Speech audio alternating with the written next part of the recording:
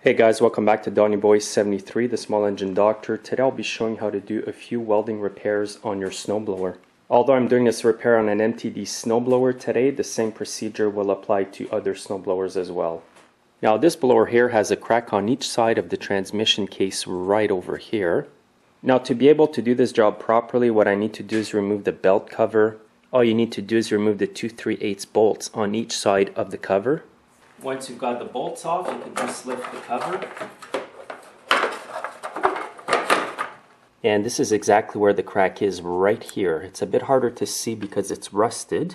But here's the one on the other side. I've cleaned it with a wire brush so you can see exactly where it's cracked.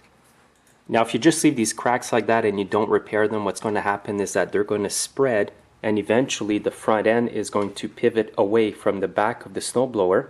And that will eventually cause your auger belts to come off the pulleys and possibly break on you. So what I recommend is touch up these cracks before they spread.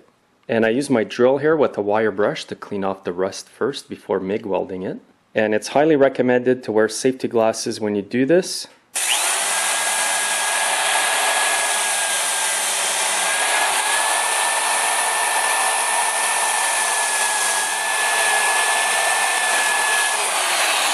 Now it's really important to have all the paint removed if you're using a MIG welder. If there's still paint, it's going to pop a lot.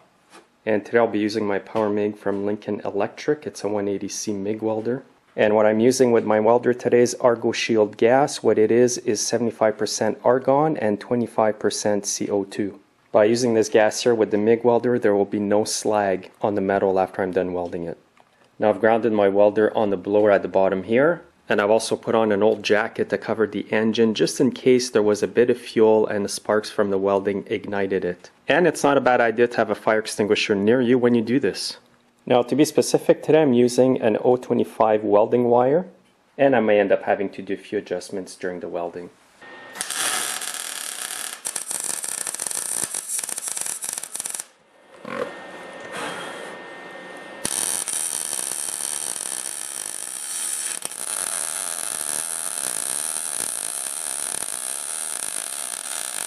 And I ended up setting my welder to these settings here. It just seemed to work better. And this here's my final result. You saw a bit of burning here earlier when I was welding. What that was is belt residue that was burning. That's why I say it's better to keep some kind of fire extinguisher with you if you can't just blow it out. And I'm just going to leave the weld the way it is. I'm not going to grind it or anything. I put it on a bit extra thick just to give it extra strength. And just another tip is when you do welding close like this to these two parts of the blower, make sure you do not weld them together. And here's the weld on the left hand side of the blower. Again, I made it a bit extra thick to give it extra strength. Also on this blower here, you want to make sure you do not overheat this part here with the plastic idler wheel for the auger cable. If you're worried about melting the little wheel here, just remove the part by taking off the 2 3/8 bolts. And now with the blower welded like that, it's going to have a lot better strength when you lift it up like this. And now at this point I know the cracks are not going to get any worse than they were. Also what I like to do if I can is match up the paint of the blower and just paint over the welds. It looks professional that way, but sometimes it's hard to get the exact match of the paint on your blower. Now once it cools off, you can just reinstall the belt cover.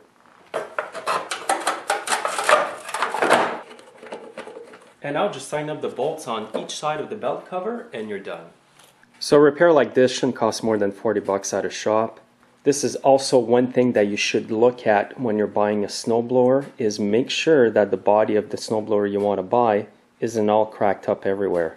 I do have a video that shows what to look for when buying a used snowblower. The link is actually under the video today so you can go watch it. Make sure to watch it because you don't want to end up buying a snowblower that's no good to you.